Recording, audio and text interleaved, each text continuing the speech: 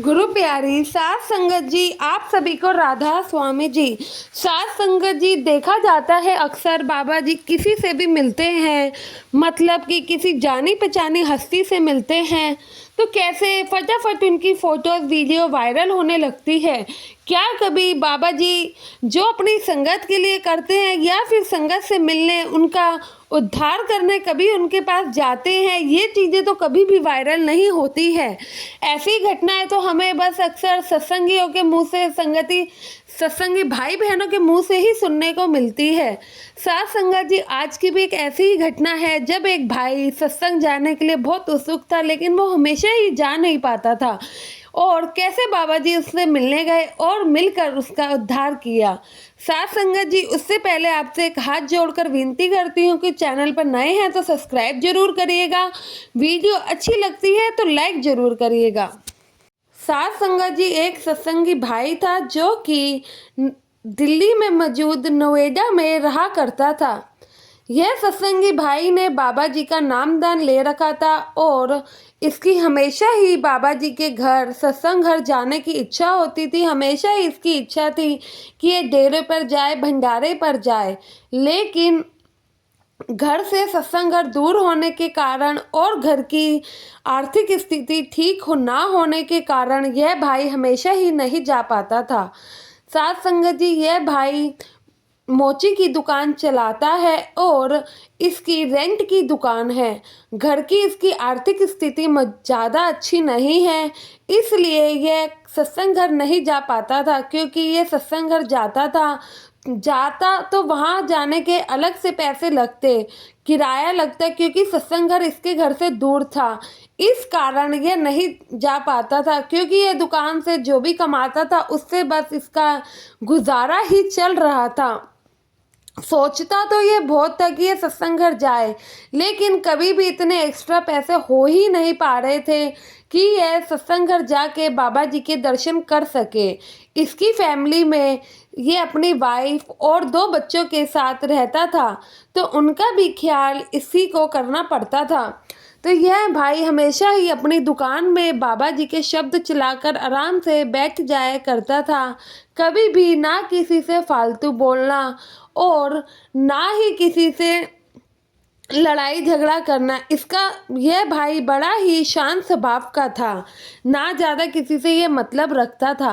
बस घर से अपना दुकान जाता था, अपना हक हलाल की कमाई करता था और वापस शाम को घर जाता था।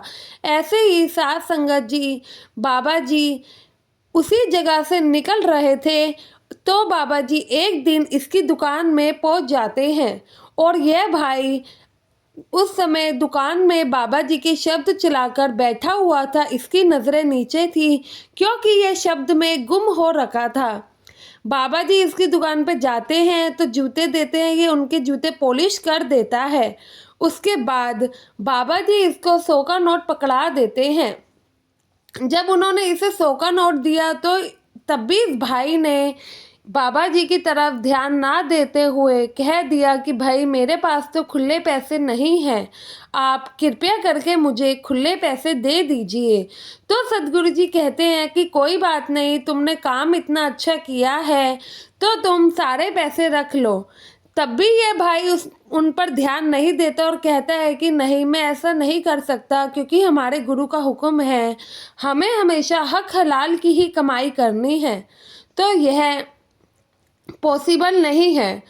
तो फिर बाबा जी से कहते हैं कि भाई मेरे को तो यहाँ पे कोई जानता नहीं है, ऐसा करो तुम ही खुले पैसे करवा कर ले आओ। तो यह भाई 100 का नोट लेता है और खुले करवाने चला जाता है। तब भी साथ संगत जी, इसकी किस्मत देखिए, ये बिल्कुल भी बाबा जी की तरफ ध्यान नहीं देता कि इसके सामने इसकी दुकान में खुद गुरु जी आए हैं। तो ये बाहर जाता है, बाहर बाबा जी की गाड़ियाँ खड़ी होती है, जो कि आपको पता है बाबा जी सिक्योरिटी की गाड़ी भी लेकर चलते हैं। यह तब भी ध्यान नहीं देता है और पैसे खुले करा के रख ले आता है। जब ये पैसे खुले करा कर लाता है तब भी इसकी मुंडी नीचे ही थी, और ये बाबा जी के हाथ में 95 रुपीज़ पकड़ा देता है। कहता है कि मेरे इतने ही पैसे बने हैं। तो फिर बाबा जी पूछ ही लेते हैं कि भाई आखिर तुम्हारा गुरु है कौन। जब बाबा जी यह सवाल उस भाई से करते हैं तो ये अपनी नज़रें उठा के उनकी तरफ जब देखता है तो मुंह इसका बंद ही रह जाता है, कुछ उसके आगे बोल ही नहीं पाता है और बस आंसू ही बह रहे होते हैं। तो बाबा जी इससे पूछने लग ही जाते हैं कि भाई तू इतने टाइम से सोच रहा है कि तू सत्संग घर आएगा, लेकिन तू सत्संग घर क्यों नहीं जाता है। तो वह भाई कहता है कि बाबा जी मैं आपको क्या ही बताऊं, मुझे नहीं लगता कि मेरे को कुछ बताने की ज़रूरत है। सच्चे बादशाह आप तो खुद जानी जान है, आपको पता है कि मेरे कैसे हालात हैं, मैं क्यों सत्संग घर नहीं आ पा रहा हूँ। दिल से मेरी बहुत इच्छा है लेकिन आर्थिक स्थिति ही मेरी इतनी नहीं हो पा रही, क्योंकि अगर मैं सत्संग आऊँगा तो किराया भी लगेगा, पैसा भी लगेगा और उस दिन मेरे को अपना दुकान भी बंद करना पड़ जाएगा। तो फिर मैं उस दिन का गुजारा अपने घर का कैसे करूँगा। बस यही कारण है जो कि मुझे हमेशा ही सत्संग घर जाने से रोक देता है, वरना आपको पता है मेरे दिल में आपके दर्शनों की कितनी प्यास थी, मैं कब से आपके दर्शनों के लिए तड़प रहा था। तो साथ सतगुरु जी फरमाते हैं कि बेटा वो तो मुझे पता ही है, लेकिन आप पर सद्गुरु जी हमेशा ही कृपा करेंगे, कोशिश करा करो, अगर तुम्हारा मन है तो तुम सत्संग घर जरूर आना वक्त निकाल कर। बाबा जी उसे कहते हैं तो वह भाई हम बाबा जी के पैर पड़ने लगता है। तो जैसे कि साध संगत जी हमारे सद्गुरु जी किसी से पैर तो नहीं पड़वाते हैं, बाबा जी कहते हैं बेटा इन सब की ज़रूरत नहीं है, बस तुम अपने भजन सिमरन पर ध्यान दो, गुरु की कृपा तुम पर हमेशा ही होगी। इतना कहकर साध संगत जी बाबा जी वहाँ से उसे दर्शन देकर निकल जाते हैं। साध संगत जी हमारे सद्गुरु जी संगतों के लिए बहुत ही करते हैं, इसलिए हमारी संगत बाबा जी को इतना मानती है, इतना पूछती है।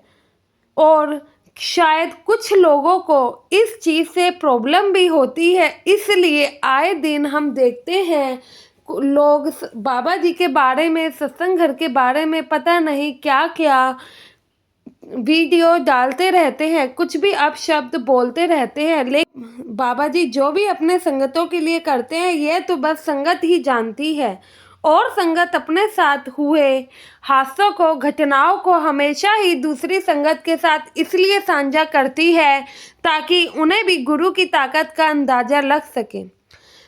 साथ संगत जी आपसे विनती करती हूँ, वीडियो अच्छी लगी हो तो वीडियो को लाइक करना ना भूले, और संगत के अपने इस चैनल से जुड़ने के लिए चैनल को सब्सक्राइब जरूर करें जी। गुरु प्यारी साथ संगत जी आप सभी को राधा स्वामी जी।